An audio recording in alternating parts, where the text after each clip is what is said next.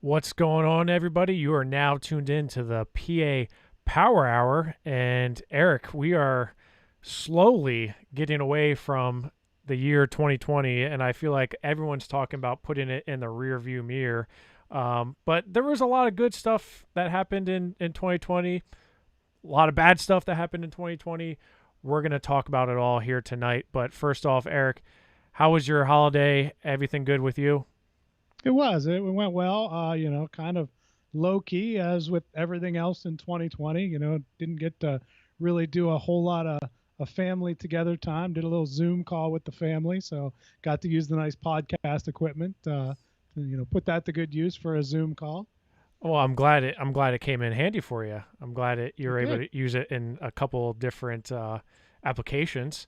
Um, New Year's is right around the corner, and we got some really good news today.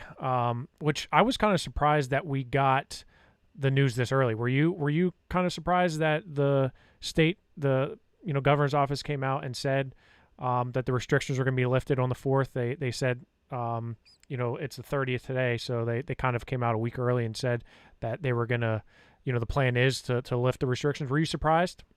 Not so much at the timing, just because it's this weird thing, where most people aren't even working from now until the 4th. So I think they wanted to do that while people are still possibly at their place of business today. But yeah, I was surprised at the news that I fully expected the governor to extend this and to say, okay, we're going to go another week or two into January before we lift these restrictions. So awesome news that those are lifted, and great news for high school student athletes as hopefully they can get back into practice on January 4th and within a week or so be able to compete.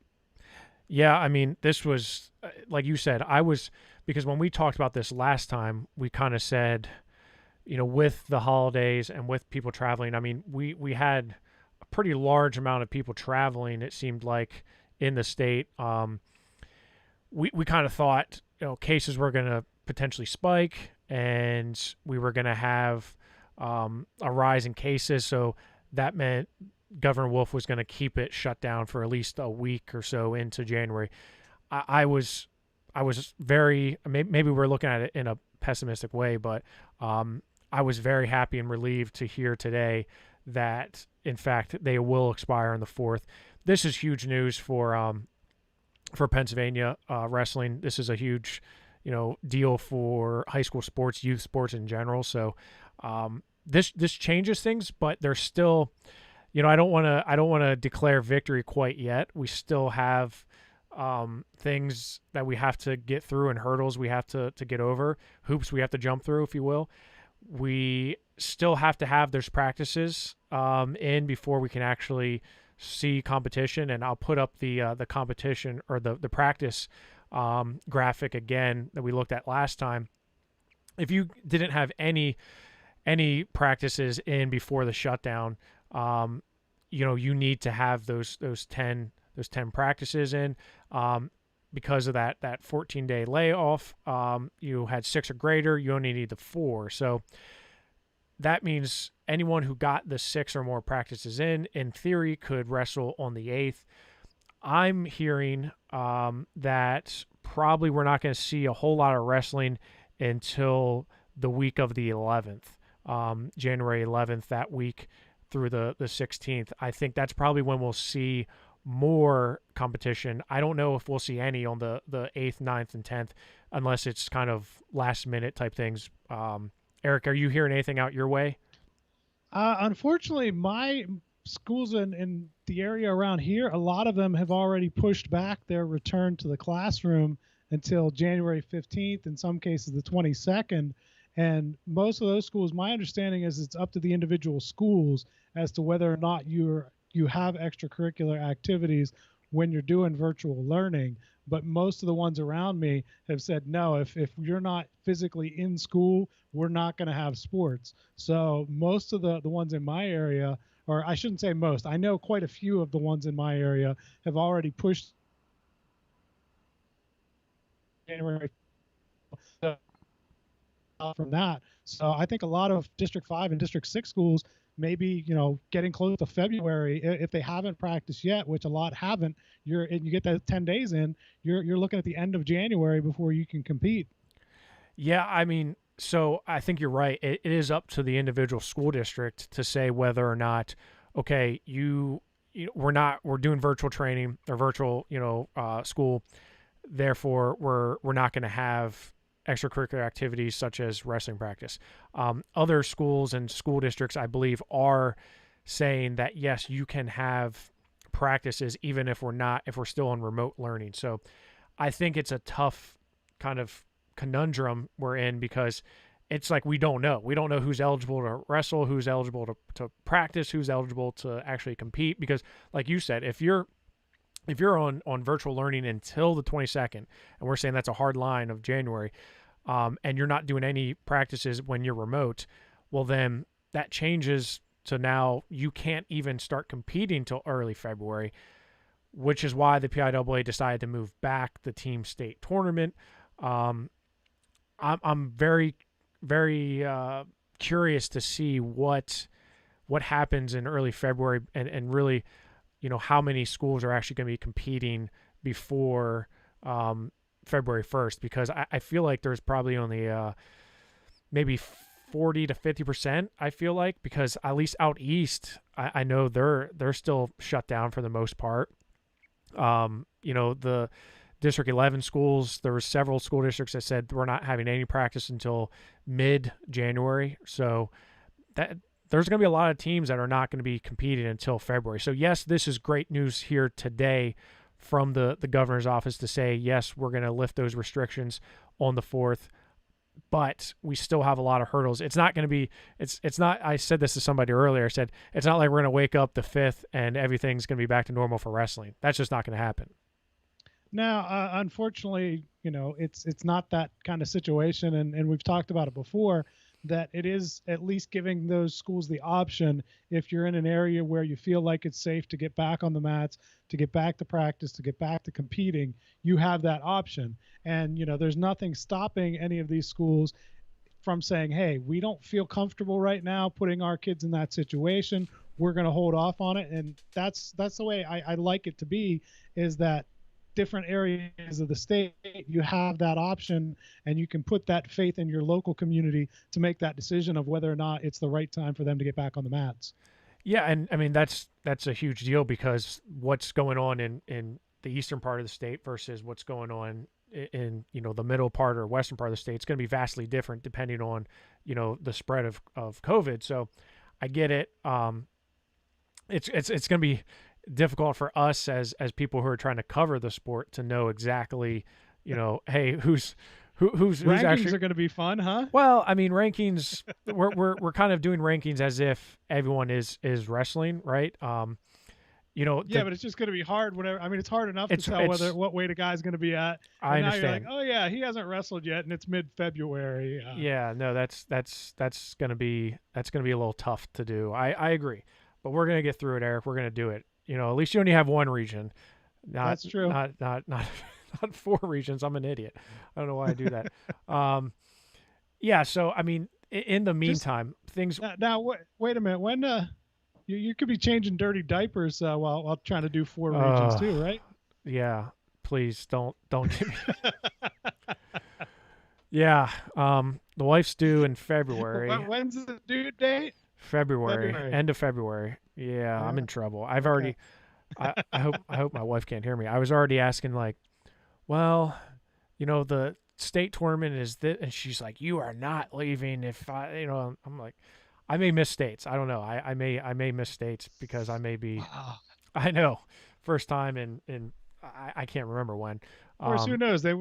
Maybe nobody's going to be at states. Maybe it's just going to be competitors, and that's it. True. Yeah. A little nervous about that. I mean, I'm happy that we're starting life and having a child. Can't wait. But man, wrestling, it really puts a cramp in my wrestling. The wrestling coverage that I'm trying to do. Yeah, she better not be listening, Jeff. You're in big trouble. I am big trouble. So let's look ahead to see what we have actually coming. Midwinter Mayhem, January 15th through the 16th. That's going to be at the Monroeville Convention Center, kind of like the hub of wrestling, it seems like these days. That's going to go down in 2 weeks, essentially, after the restrictions are lifted. I'm not sure. I haven't spoken to Paul Myers about how many teams are actually in right now, and I'm sure a lot are you know, trying to figure out whether they are going to be competing or not. But this is, now that we have the restrictions that we know are going to be stopped, this should give you a good idea of, okay, by this time we'll have X amount of practices in. Of course, And I Powerade. know he had a post out today saying that he had some room for some teams that, especially since that practice restriction has been reduced from 15 to 10, that if you compete on that 15th and 16th, to give him a shout and let him know, and he can get a couple more teams in there. Okay, well that's good news then, because I'm hoping that we're going to see a good amount of wrestling happening there at the midwinter mayhem. Powerade, of course, the 29th and the 30th. That's probably the biggest tournament that is still standing. It's really the only tournament that's been around for a while that's still standing after all the shutdown and everything like that. So, and of course we're hoping we're going to get to see some high quality dual meets. We're trying to put together some dual meets as well. This is good news. I feel a lot more optimistic here today than I did a week or so ago in regards to having the season. But 2020 sucked, and we're going to recap a lot of 2020, Eric. But do you know of anything else happening early on? No, I have not talked to a whole lot of people, but I know I did reach out to ask about the Thomas tournament in Bedford, which is one that I've gone to every year, and they said at this point it doesn't look good for it. They haven't definitely said that it's off yet, but it's just hard to imagine any of these tournaments unless they have been really planning ahead, like Powerade, like Midwinter Mayhem, and really been kind of out front and vocal about, hey, we're still going to do this. Let's keep it going. Let's get replacement teams if the originals can't make it. Unless you're doing that, it's hard for me to imagine pulling together a tournament, in a couple weeks. Yeah, it's just a lot of planning, and it's a lot of logistics, and there's just so much that goes into it that, yeah, it would be pretty difficult to do. And with all the uncertainty, it would be really tough to pull off. Well, even we found it out whenever we did True Power. Just finding a location where you can actually hold an event is not easy, and which is why a place like the Monroeville Convention Center has become that hot spot, because they're willing to say, yeah, we'll do it, we'll host it here, we'll make sure everything's safe, but we're going to do it here. And so that's why you see a lot of these events kind of gravitating towards the same locations, because high schools, colleges just aren't going to open themselves up to that kind of scrutiny. And are you doing everything all right? Are all your I's dotted and your T's crossed? Does everybody have a mask on? Is everybody 6 feet apart? So they're kind of really limited in what places you can actually hold an event.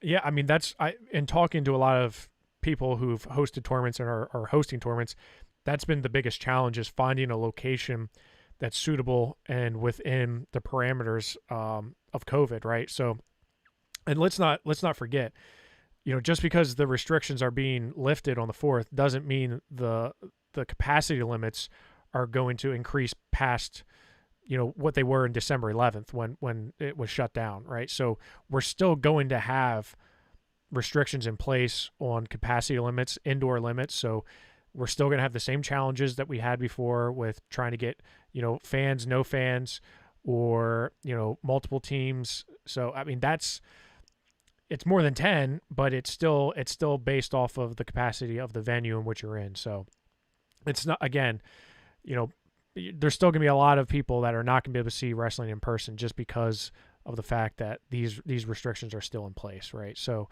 there's a lot of uncertainty, but we're going to have wrestling in one way or another. We're going to have wrestling, which is great. So Eric, how about we go and we take a look at the year 2020?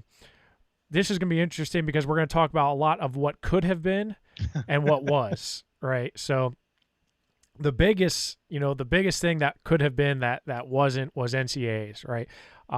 We had so many storylines that we were going to be following. Spencer going for his third. Vincenzo Joseph, can he get Now, can he get revenge? Michael Kemmer and Mark Hall. There was just so many storylines. Luke Pletcher, Penn Nick State Lee, trying to Penn avenge the State. dual meet loss to Iowa, trying to Right. win another title. There was just so much that went into that NCAAs, and luckily we did get Big Tens in, which was a great tournament. We saw a lot of Pennsylvania wrestlers do really well, but that whole 133-pound bracket was just insane. Yeah, there was a lot that we missed, and probably the thing that I was most excited for, Eric, and I know you and I talked a lot about this, was where it was going to be held at, right in Minnesota. It was going to be held where the Vikings play football in a first time ever in a large, professional football stadium indoor. I would have loved to see that. I know a lot of people had their gripes. This would have been the litmus test for it. I wasn't a huge fan of it because I just thought that it was going to be really difficult. I mean, I know I've been at the top of some of the venues that they've held it in, hockey arenas, basketball arenas, and it's still really hard to see that far away. I can't imagine being in a football stadium and trying to watch two guys on a wrestling mat, how many 100 yards away, trying to see that. But, it would have been great to see. It would have been great for wrestling, and that the numbers would have been spectacular. But then we would have been able to see, okay, what did fans think? Did they like it? Is this good? Is this the direction we want to go moving forward? Or do we want to kind of stay with those same, St. Louis, Iowa, arenas that hold 15 to 20,000 and kind of stay at that place where the ticket's in demand instead of trying to sell 40 or 50,000 and maybe the experience not being quite as good for the fans. Yeah, and I liked what you used, the litmus test, because that's really what it was. This was gonna answer a lot of questions, and we still have all those questions about number one, can we fill up a stadium? Can we get people in there? Is it actually nice for somebody who to come and attend? And like you said, I've been up in the nosebleed sections before, and it's not fun watching ants roll around on a mat because you can't see them, right? I mean, I've looked at through more binocular lenses at NCAs than any other time in my life, and it's not enjoyable. I rather watch it at home. So yeah, it would have been a good test to figure out whether this is something we should be looking to do in the future or not. So yeah, that was a huge loss. We saw a lot of wrestlers that just weren't able to finish their careers. That was really, really sad to see. And yeah, Luke Pletcher, man, I think he handled it better than I did. Yeah, I'm still bummed for Luke. That sucked. Yeah, and Luke, like a day after, Luke was like, "Oh, yeah, what it sucks," but it was crazy. But Brock Zackrell, he was really, I think he was pretty vocal and pretty. We had him on the show. Dyson did a couple times, and he was making the most out of it. So you love to see that from guys that we really respect. But also and this kind of goes under the radar a little bit. The Olympic trials, right? They were supposed to be in State College. Bummed about. Yeah, we were all obviously pretty excited about going right from NCAAs to State College was going to be hosting the Olympic trials, and they're still going to be held in State College, but they're not going to be happening in the year we thought they were. And of course, there was plenty of Pennsylvania intrigue for that. There still is, but yeah, that was going to be a nice little cherry on top for the season, right? It was supposed to be, at least. Yeah, got my my nice little Evan Henderson shirt on here, repping the PA guy, Olympic hopeful. Going to be a tough road for him, but hey, he's got that shot at least. Hopefully we stay on track this year and can get those trials in. And that I was really looking forward to that. Like I said, I was at the Olympic trials one other time whenever I was still in high school. Just got to go to it as a fan. It was in Pittsburgh in I think '92, and so that was pretty cool to check that out. But I was really looking forward to this, to the opportunity to cover it as a member of the media and just see how things have progressed from that little venue at the Palumbo Center in 1992 and kind of sparsely attended to the atmosphere that I'm sure there would have been in State College for that. Yeah, and I'm still obviously excited about that. But yeah, it would have been a lot cooler rolling into 2020 after NCAAs to the Olympic team qualifier. So what else did we miss? Fargo, right? We missed Fargo. That was basically the biggest summer wrestling freestyle. All the freestyle season was lost. Freestyle Greco, and that was big for the kids because I mean, how many kids do you talk to nowadays? They're like, yeah, we know that folk style is what everybody looks at, what you do, but we just love wrestling freestyle so much, and it's so much fun that I think that a lot of those kids really missed out on that and are really upset that they didn't get to have that international style season. Yeah, I mean, I definitely think it's one that wrestlers tend to enjoy a little bit more of, and it's also something that you may not get into until you're later in your career, high school, so I think a lot of wrestlers tend to pick it up a little bit later, and they didn't have that opportunity to do it. Basically lost all of summer and fall sports, or wrestling in general. We did have Super 32, which was great. It was in Myrtle Beach this year in South Carolina. Definitely not the depth that we have seen in years past, but still the top end talent was still there, right? We still had a ton of Division I recruits, and the top wrestlers in the nation compete in Myrtle Beach. So that was still good. Had a lot of Pennsylvania wrestlers competing there. Just didn't feel the same, I guess. I don't know. We didn't get to do the Surge again, which had really been picking up a lot of momentum for us after 2 years. Felt like 2020 was really going to be a big year for it, and missed out on that opportunity. But we did what we could to make up for that with True Power, which turned out to be a really successful event and one that generated a lot of interest. And I think that'll be a good one going forward as well. Yeah, I mean, as much as I'm bummed about the Surge, because I agree with you, the first 2 years, it was just first year was good, second year was better.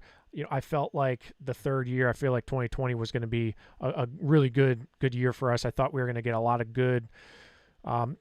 wrestlers and a lot of good wrestlers, and not that we're looking for the best, but I thought we were going to continue to have that quality competition, because that's what we're looking for. We're looking for that quality competition. We're looking for guys to make a name for themselves. We're looking to expand it to other, outside of potentially high school. So it really hurt not having that. But I couldn't handle that headache. I mean, that wasn't, we weren't about to try to do that. But True Power, that was born out of that. So for as much as not having the Surge was disappointing, True Power was born out of that.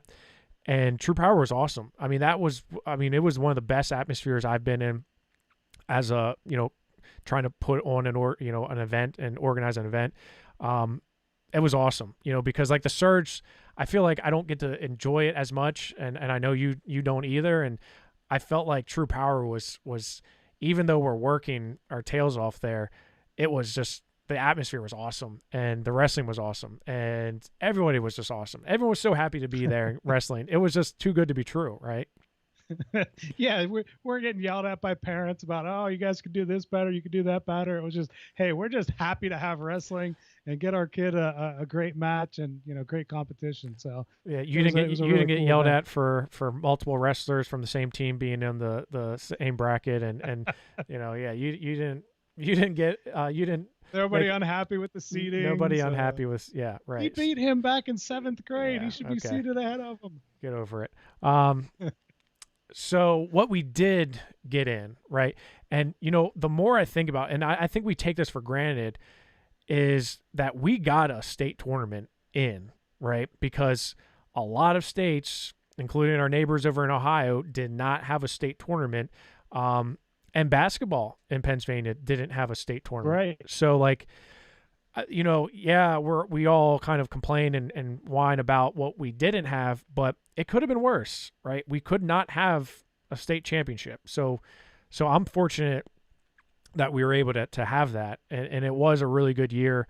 Obviously a lot of good wrestling in Pennsylvania throughout, the time in Hershey. We got a team tournament in. We got to see some budding rivalries, but we also got to see some new blood on the scene, if you will. Notre Dame Green Pond in Dubway specifically. they won the individual team title, and Reynolds won their fourth state title in a row, and dual tournament in a row. Nazareth won a title. Becca won the individual tournament team title. So we got to see a lot of really good wrestling in Hershey, which, we kind of take it for granted back then, but now it's just like, man, I would do anything to go back to that. Well, and you're right that we were so fortunate. If you look back on it, we basically squeezed it in a week later and might not have had that opportunity. Obviously, the elementary school kids didn't get to do theirs.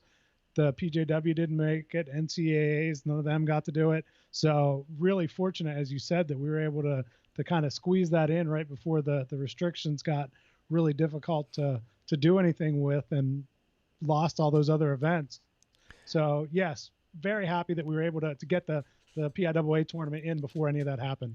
I can still remember, and for our media friends out there, you'll like this, because so at the Giant Center, the media were there for like 16 hours a day, and they feed us like ham and bologna sandwiches and some soup at the Giant Center. It's all good. I'm thankful, but we're back. Still better than going to the concession. Yes, it is. It's better than paying $55 for a hot dog and fries. But we're back in the room where we would eat, and I remember just glancing up at the TV and seeing ESPN on, and LeBron James was being interviewed, and they were like, what do you feel about potentially playing basketball in front of without fans?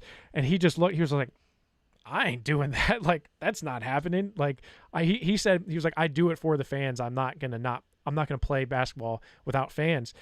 And like, now it's like, fast forward to now, I'm just thinking like, my gosh, like that was the start, like that was really, and I can remember, Eric, when we flew down to the Iowa dual meet with Penn State, my flight was out of Detroit. And I remember in Detroit, there was like a ton of people with masks on, and like more so, because you see the occasional one in the airport, but there was like significantly a good amount of people in Detroit airport with masks on. I'm like, oh, this is weird.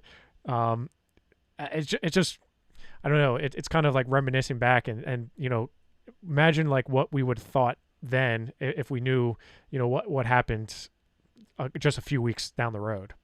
Right. And now, I'm to the point where I'm watching a movie or something, and I'm like, they're not wearing masks. They're within 6 feet of each other. They can't do that. Like, the world has changed so much in 9 months that it's just crazy to realize, how good we had it before, and, how much we're looking forward to someday getting back to quote unquote normal. Yeah. So, some other things that happened in 2020, of course, on the Pennsylvania landscape, we changed our weight classes from 14 to 13, right? That was just think, without COVID, this would have been the thing that we've been talking about for all summer, months and months and months. And it really gets buried right now. You don't hear anyone. I mean, of course, people are complaining. You don't hear anyone complaining about the 14 to 13 weight classes anymore, because we're like, it's not a hot topic at all. We'll take anything, please. We'll give us 8. Do something, like. It's so, the perspective, is so different, right, from then to now. And but it's, again, we are going to eventually have to talk about this, because Pennsylvania is the only state, or not the only state, but we are one of the few states in the country that's not following the National Federation of High Schools weight classes. So it causes issues for like even between like prep and public schools, right? If we're going to have a duel with Wyoming Seminary, what set of weight classes are we going to be following, the 13 or 14? Or what about the Pittsburgh Wrestling Classic? We don't have a 195-pound weight class, so can we still do that? Are we still going to do it? It's just, there's a lot of, it hasn't hit us yet, but there's going to be a lot of questions to be answered when it comes to competing with people out of state. There are a lot of questions. And Jeff, I'm getting questions on Twitter. What happened to the beard? I went back to work. I Okay. um so yeah, I went back I went back to work. That's why I had to shave. I Okay. can't you can't Do you you have can't to shave? You can't have a for beard. for work. No, we can't have any facial hair. I could have a mustache. We have standards in the Pittsburgh police. Okay. Okay. All right. Just That's cool. Rob yes. Walco needs to know, man. He's I very I very know he was. adamant about what happened to the beard. I if I hate shaving, but I've been. It was that was the longest. That was the longest I've not been at work since before I was a police officer. So, it was COVID that made me have a beard, and I enjoyed not shaving. I don't like shaving, but yeah, I went back to work, Rob. So that's why the beard is gone. The OJR shirt is also a hot topic. Yeah. You're repping the O and Well, J I Roberts. I am repping OJR, and really the reason why I'm repping it is because Joe Youngblood we have a group chat, and Joe Youngblood was just, I mean, I'm not going to point names, but someone with the initials RW really really tore into Joe, a low ball comment. And Joe's a hardworking man. I love Joe, so I'm repping OJR for my boy Joe Youngblood. That's why I'm doing that, Eric. All right, we got off topic a little bit We there. did. Yeah. So The other big thing that happened in 2020 was we didn't have much live wrestling going on at this point. So the Willie trials were the biggest thing going in the sport for a little while. yeah, and so again, looking back, so that same time we're in Hershey, covering the state tournament. I'm watching LeBron James and him talk about not playing basketball in front of fans. We're also dealing with Flo, who is sending a cease and desist to us, saying, you can't interview anyone at the tournament, you can't have any match fit, all kinds of things, right? So Flo is like, hey, boom, boom, boom, PA Power Wrestling, we're going to smash you with our big corporate stuff. And that really, and I remember having a conversation with a representative from Flo, and they said, we got this lawsuit going with Rockfin and with Willie. I mean, it's a done deal. Like we're basically gonna, we're gonna mop the floor with them. And I'm just thinking, like, oh my gosh, like, and the avalanche of things that happens, afterwards with the Willie trials. I don't think anyone could have predicted how much the Willie trials really took. Yeah, it really did. It I mean, made stalemates a household name in the wrestling community. I mean, it really was incredible, and it's sad, because it is disappointing, that it was a reality and that we had to watch it. And of course we're biased and we have our own opinions because we're on the Rockfin platform, we're close to Willie, but Flo's been nothing but a godsend to wrestling over the last decade, and it's disappointing that people can't see eye to eye, and there are these conflicts because we don't need that. We shouldn't be beating ourselves up as a wrestling community, but clearly, anyone who's watched the Flo trial or the Willie trials will know, Flo will sue you for anything and everything. So, that's everybody is competition. And we are competition, even though I'm not going to get into that.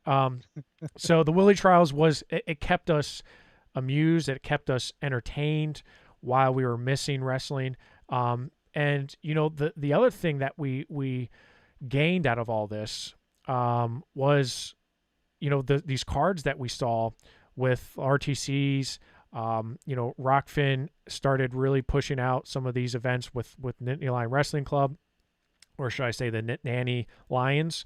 And there's the wrestling fan is continuing to win. Competition breeds better content for the wrestling fans. So as much as I hate the conflict between Flo and Rockfin, it's still like it's making Flo do things. It's making the creators on Rockfin do things. And the fans are winning. The wrestling fans are winning. So there were a lot of positives that came out of not having wrestling, such as the RTCs and these kind of back alley events that are going on. And I think that's going to be something that has a real long-term impact on the wrestling world. hopefully we get back to the point where the PIAA tournament happens without a hitch, the NCAA tournament happens without a hitch. All these things go back to normal, but the RTCs have now found a new audience and a new revenue stream that they can use and help get their guys paid, help get them competition, bring more events to the wrestling community. And I think that's going to be the one real positive for wrestling that comes out of the whole COVID situation, is the ingenuity of coming up with these ideas and the way it's really taken off now, that this is something I think is going to be around for a while. It's not going to go away when we're back to normal. Yeah, I agree. I think this is here for the long term, right? These are things that we've seen the benefits from, and they aren't going to go away. I agree with you. So those are some positive things that have come out of the COVID situation. I mean, really 2020, see you later. Yeah, we're looking for positives where we can find it. We're digging of them in 2020. Right. We were digging pretty deep. But we are starting 2021 with on a good note with the PIAA, or with the state saying that we can start having some type of a season. I'm very apprehensive. I'm not apprehensive. I'm kind of looking forward to, but yet also apprehensive about the conversations the PIAA is going to have on January 6th. So the PIAA meets on January 6th to go over winter sports. I'm nervous, but yet maybe we should be a little bit more optimistic about what's going to come out of that. Yeah. The other thing that I'm optimistic about 2021 is the girls wrestling movement in Pennsylvania. I think that the sanctioned PA movement really took some nice strides in 2020. And if not for COVID, I think we'd be much farther ahead where we are now. We're getting programs that are starting. We need to get to 100. We're not there yet, but I think once we get schools back on campus and back going, you'll see that number continue to grow. We're doing what we can within the girls wrestling community. Lily Scherer is going to have a girl power podcast that we're really excited about. And so I think there are definitely some positive signs there for what's happening with girls wrestling in Pennsylvania. Yeah, and I saw Governor Mifflin, who is one of the teams in Pennsylvania sanctioned, to have a girls wrestling team. I saw an image, a photo of their girls team, and it was so cool to see that, right? And to see like a roster of girls that are competing on the first ever Governor Mifflin girls wrestling team. That's so cool. It gives you hope, right? It gives you a sense of, hey, we're making progress on this, and I think we're going to see a lot of movement in that in 2021, Eric. So we're going to go a quick commercial break, 30 seconds. We'll be right back. You're going to hear from Nick Fuller from the Tactful Mind, and then we're going to come back and we're going to talk a little bit about those that we lost in 2020 and kind of remembering them. So we'll be back in 30 seconds. This is the Tactical Mind, and I work with athletes in the field of sports psychology as a cognitive performance coach. Within 5 minutes of talking to a parent, they make the connection right away that this would be great for my kid to have when they're in college, when they're just going through the ups and downs of high school. Who wouldn't benefit from having more self-awareness? Who wouldn't benefit from having the ability to self-regulate our emotions and our counterproductive thoughts? Who wouldn't benefit from having more optimism, not just on the field, but in life?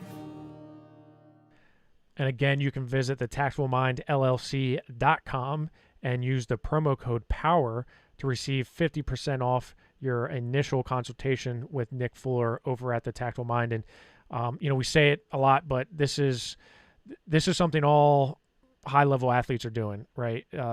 Getting their mind and their bodies ready for competition. So if you haven't already jumped on it, you should probably go ahead and do that. Get ready for the season. Eric, unfortunately, we had a lot of loss in 2020, and not just in the wrestling community, but in general overall due to COVID and a whole lot of other things, vehicle accidents, just health issues. It's I don't know, maybe it's just the year in general, but it just seemed like more so this year. than in years past. I don't know. Most recently, we lost Mikey Rashado, and that was a tough one. Christmas Day, Rashado is a 3-time state champion for Penn Argyl on in District 11. Was a 2-time national qualifier at Pitt, ACC champion. I'm pretty close with a couple of his former teammates. And the one thing I kept on hearing consistently was, Mikey always lit up a room wherever he went. He always brought a smile to your face, and he did everything to the fullest extent. There was no halfway or 50% with him. It was all 100%, and you saw that on the mat, right? You saw the way he wrestled. I can still remember him wrestling Josh Kindig. There were so many matches where you're just like, man, did he just do that? His match at the Dapper Dan, he had so many, matches where you're just like, how did he do that? And you're just like, he knew how to get the crowd into it. And like I said, I think his energy off the mat was what a lot of people, really, were attracted to, just because he always was able to bring a smile to your face. So that was certainly a really tough one, Eric, especially around the holidays.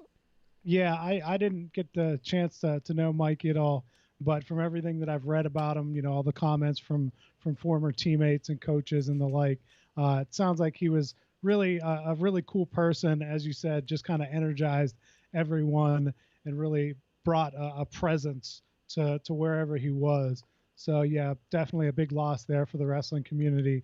I know that one is still really painful for a lot of people right now. They're still feeling the effects of that, of just losing him, as you said, on Christmas Day. Yeah, and I can still remember the last time I saw Mikey. It was actually at a Pirates game, and I'm there at a Pirates game with my wife, and he was there, and he got up to go, and I was, hey, Mikey, and he's like, he kind of looked at me because I didn't know him that well, but I interviewed him at States a couple times and stuff, and I was like, hey, it's Jeff Upson. Oh, hey man, how you doing? And we're just talking. I'm just just a nice guy, nice cool kid. Mm-hmm. So yeah, I'll never forget that. A legend in Pennsylvania and the nation, and that's Carlton Hasserick, right? The Johnstown native. There's rules named after him. There's probably going to be schools named after him. I mean, we could spend an hour and a half talking about Carlton Hasserick, right? And we talked a little bit about him after, we found out he did pass, but such an icon in Pennsylvania, Johnstown, Eric, and I know you were, that hit close home to you.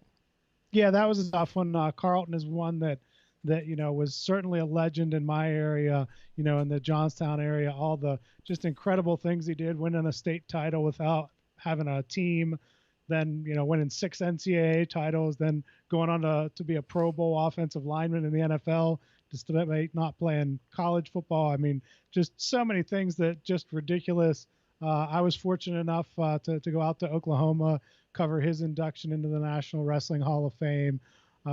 Just a void that is definitely still being felt. I think it was back in July that he passed away, but that's one that still stings in the local area here, because apart from all his accomplishments, he also did a lot for the community of Johnstown.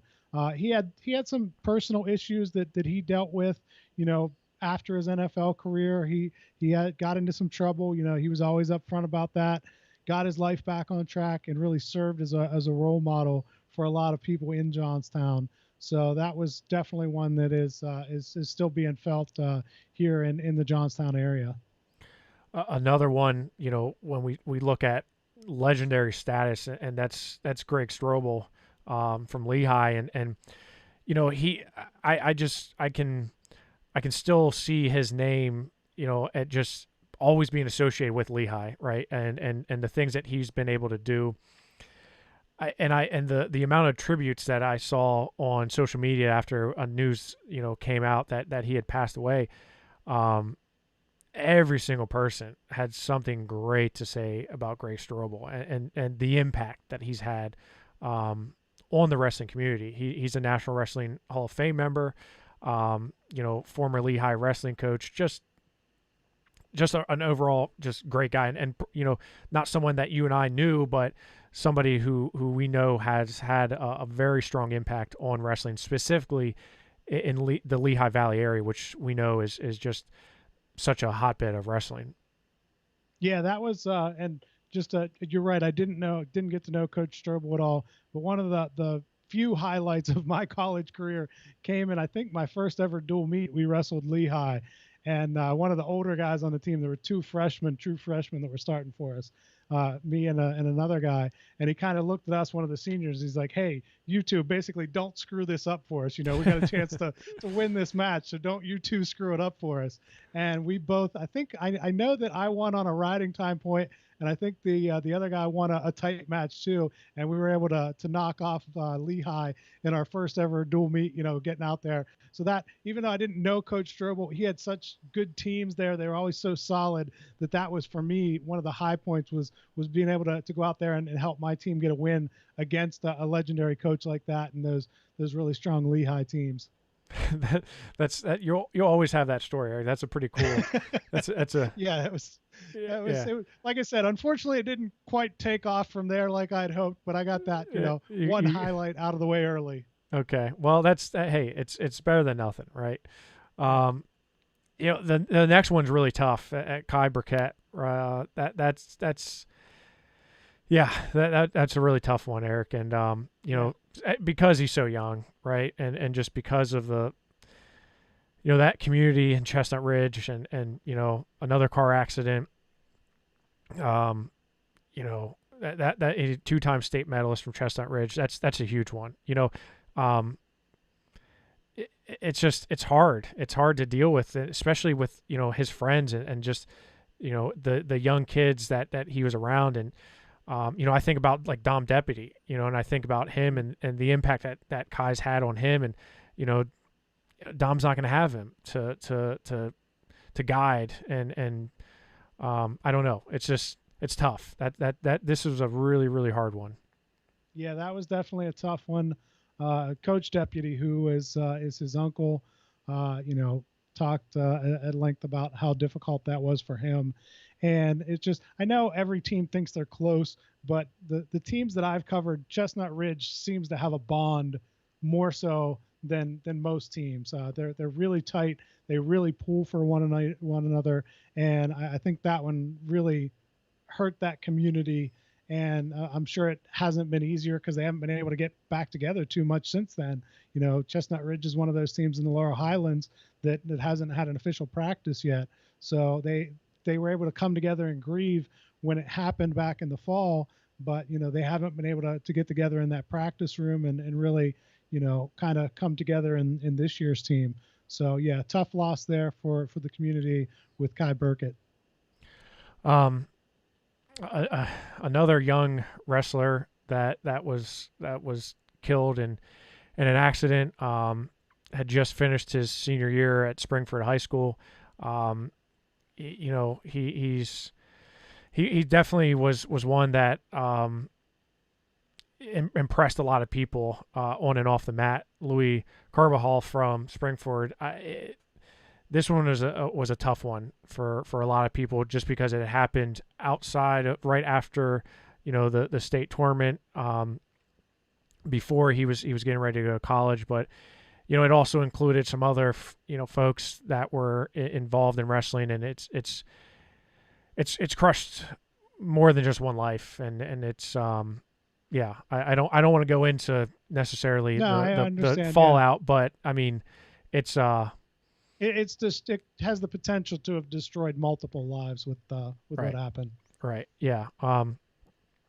Louis was, Louis a guy who I think everyone in the Springford wrestling community, District 1 wrestling community, and, I can still remember, we give out the state medal shirts, and he messaged me. He was like, man, I'm, thank you so much for giving me this. I've always wanted to earn this. I've always, was really excited about getting one. And, he was very thankful, and I really appreciate that, because you'd be surprised at how many people take that for granted. So that was a tough one out of District 1. Tyler Chesney, he was a District 5 champ out of Northern Bedford, Eric, and he was young.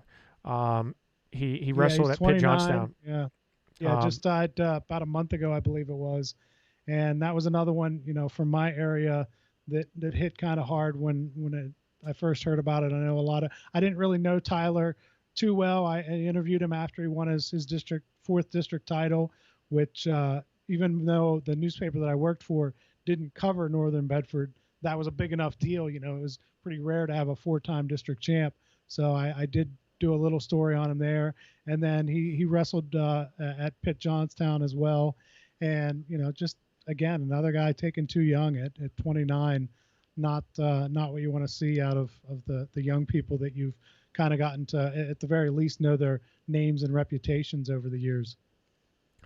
Another one, and this is one from District 1, Eric, and that was Chuck Springer.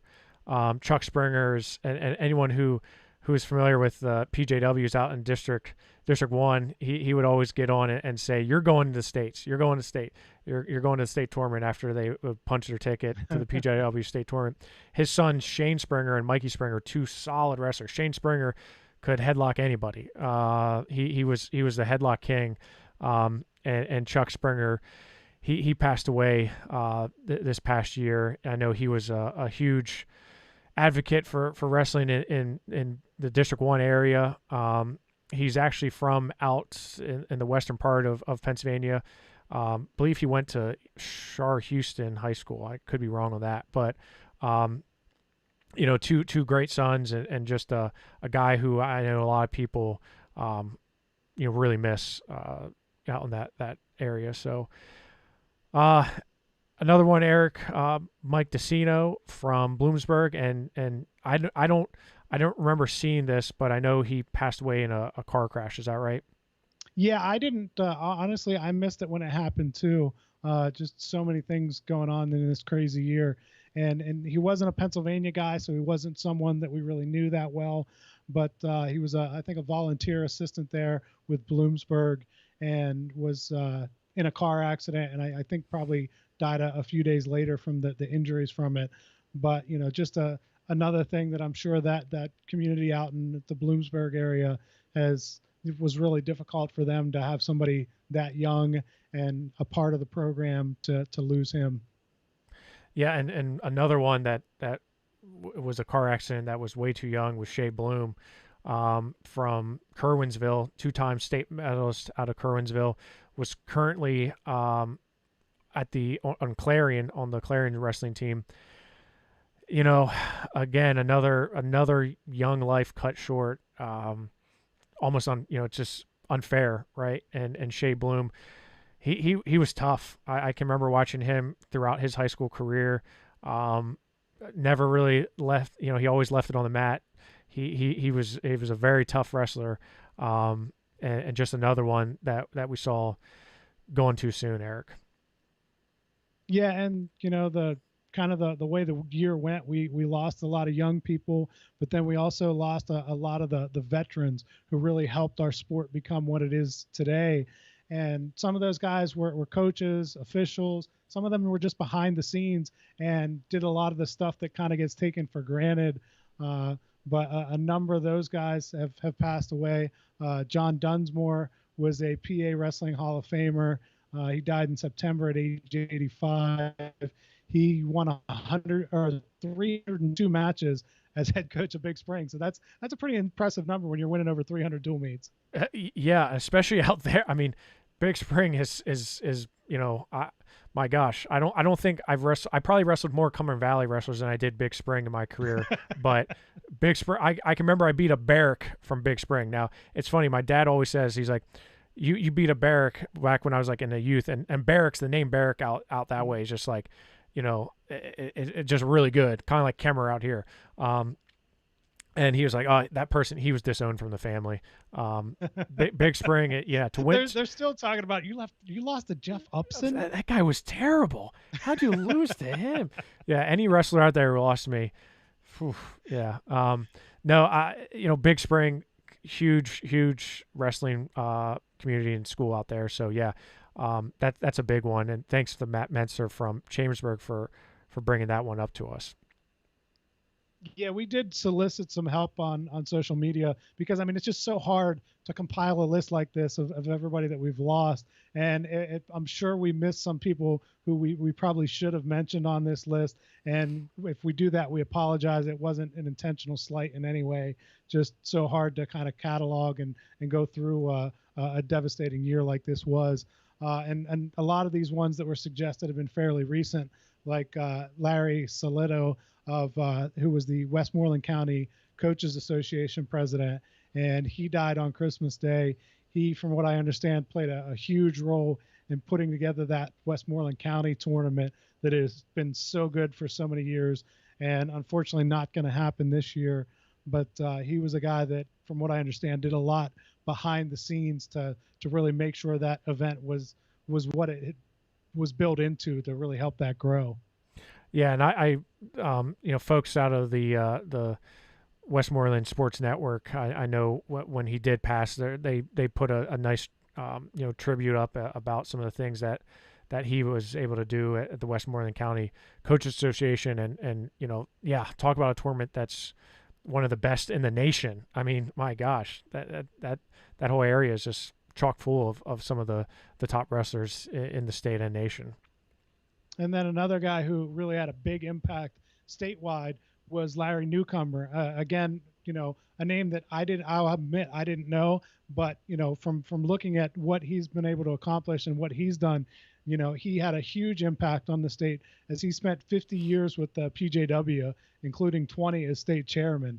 And I think we all recognize how important the PJW is in building Pennsylvania into what it is as far as wrestling goes, and having that really solid foundation with that youth group and that youth tournament that everyone aspires to win. And in a lot of cases, it's tougher to win that PJW title than it is to win a PIAA title, because you only got one class and you're not separating preps and publics and all that stuff. So to do what he did with the PJW and help it grow, that was something that was really important.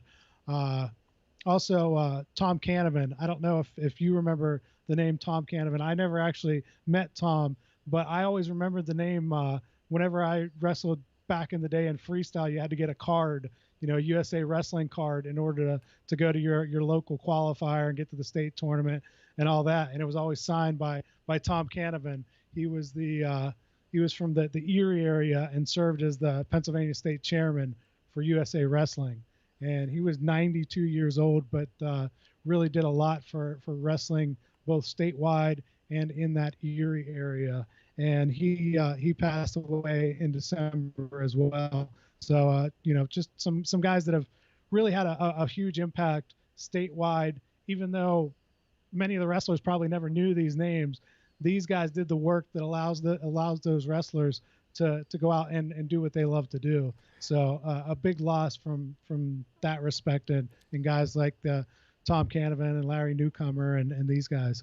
Yeah, I mean, Larry Newcomer's a name that, I mean, I feel like I've known for a very long time, and just his involvement with PJW. And Tom Elling was kind of giving updates on him on his page about his status, and I know that was a very tough loss for the wrestling community. Tom Canavan, and it's funny that you said about the signing of the cards, because we all have that person where you're like you remember that name from the youth, and that's something that I think you'll probably always remember, right? Is his name? Yeah, I never with met the guy, but I just remember seeing that all the time. Right. It was always Tom Canavan. We'd have to, it was back before Venmo and all that. So like my parents would like write out a check and send it to Tom Canavan somewhere in Erie or something to get me a USA Wrestling card. That was before Mac machines, Eric. That was a long time ago, right? It might have been before paper money. They might have actually been, like giving them pieces of gold for the card. Right. But another one that I didn't even realize until we put this out there today, Doc Livingston, who is a guy who's been with the dairy program. Man, according to the tweet, he actually founded the dairy wrestling program, which I did not know. But I've gotten to know Doc a little bit over the years because I've covered some dairy kids for the Latrobe Bulletin newspaper going back all the way to Gulabon and Travis Schaefer and those guys. And Doc was the most organized guy. He had every stat, knew everything. And that's just, I feel really bad for the dairy community because I know how important he was. I mean, you say statistician and you think, oh, well, that's not that big of a deal. But what he meant to that community, and I know Mike Wynell, I'd talk to him, the coach, and I'd ask him something. He'd be like, go ask Doc. He's got all that stuff. Like, he knows everything about dairy wrestling. He knows he could tell you how many years in a row Dairy's had a state qualifier, how many years in a row they had a state medalist. Like, he had everything. I mean, anything you wanted to know about dairy wrestling, Doc Livingston knew it and was more than happy to share it with you. So big loss there. That's awesome to hear. I mean, I can kind of remember Coach Wynell saying like, go see Doc, there's, and I feel like every school has someone kind of similar. Right. And it's so cool to, and like you said, they're behind the scenes, right? They're not necessarily on the first people you recognize, but they have such a wealth of knowledge. And, it's so cool to have people like that involved in programs, especially with the deep tradition, right, of a lot of the programs in Pennsylvania. So, that's pretty cool to hear that he was so involved in dairy wrestling, Eric. He was. And like I said, I mean, he knew all this stuff and he had notebooks full of stuff that he kept, for years and years and years, that he knew everything about dairy wrestling. So yeah, my condolences to them. That was back in October, I guess, that he passed away. But that is definitely a loss that'll be felt in that community because, it's those guys that, yeah, like you said, they might not be the ones that everybody knows statewide, but in that community, everyone knows that guy and knows what he brought to the program. So those are the ones that, you really feel sad about when a community loses someone like that. Also a guy that I'll admit I didn't know too much about, but I did see quite a few tweets about was Glenn Fleigle, who was a member of the PEA and National Wrestling Halls of Fame. He reading up on him a little bit. He grew up in Clearfield, wrestled there, and then went on to become a coach. Was from what I understand, Dickinson College's first wrestling coach, and then officiated throughout a couple states. So really gave back to the sport in a lot of different ways. And so that's another loss that I think a lot of people will be feeling throughout the state. Yeah, I mean, I hate to end 2020 on such a sad note, but those are just I'm sure a handful of those involved in Pennsylvania wrestling that we know that we lost in 2020. And again, like Eric said earlier, we apologize if we missed anybody because unfortunately it's sad and it's it's something that we probably should try to keep a closer eye on. But there was a lot of bad things that happened in 2020. And I know some of these, it's like the full spectrum here. You have young kids to legends, and it's just tough. And you kind of try to compartmentalize all that. And, you don't want to dwell on it, but you also want to recognize it. And, someone like Carlin Hasselrig's going to live on forever. Kai's going to live on forever. These guys that have had impacts in people's lives, they're going to live on forever. So, again, if we missed anybody, please just let us know. And we'll be sure to talk about them. So those are the sad truths of 2020. But Eric, we do have a lot to look ahead for in 2021. You are going to win the fantasy wrestling league, right? Supposedly. I plan on it. Yeah. Have you seen my lineup, man? It's unreal. Yeah, your lineup's good. We got notes while the podcast was going on that we're missing a fantasy league meeting I know. now at 8 o'clock. I know. We got to jump. I was trying to get off this before so we could jump on. NCAA tournament this year in St. Louis, Olympic trials in State College. The expanded PIAA season with super regionals, which is going to be bonkers. There's a lot to look forward to, and we will talk a lot more about that. But right now, Eric and I got to jump on a call about fantasy for your Murder Hornets. That's right. It's a great name. It's a great name for a fantasy team. So we're going to give you, don't worry, after the PIAA meets on the 6th, we're going to have a lot more news and information for you. And we're going to be trying to give you all the updates that we can. And hopefully we have news for us to announce by then too. Hopefully we can announce some good news about an event that we're potentially putting on. So, Eric, thank you for a great 2020. It's been a pleasure. I know we didn't always do the things that we wanted to, but we got a lot to look forward to in 2021 and beyond. So, hope here's the 2021, Eric. Yeah, it's got to be better, right? We're gonna be better in 2021. Listen, we're all going to be better in 2021. So that's what I mean. Not just us. I mean, everybody. I fully expect PA Power to be better in 2021 as well. Oh, right. Oh, and before we go, one more thing. I got corrected. I screwed up on our last podcast. I said that Bald Eagle area was the team that forfeited or sent their backups for the first dual meet championship. They were actually the one that won it. It was Northampton that sent their backups. So I got a note on that. I want to apologize and correct that. Bald Eagle was the winner there, not the ones who sent their backups. So I didn't want to say anything because when you so said you knew it at the time and you let me out. Well, there I kind of tell me I'm wrong, man. Well, because I couldn't tell you I couldn't go like year for year of the state dual champions, but I do know Bald Eagle was the first.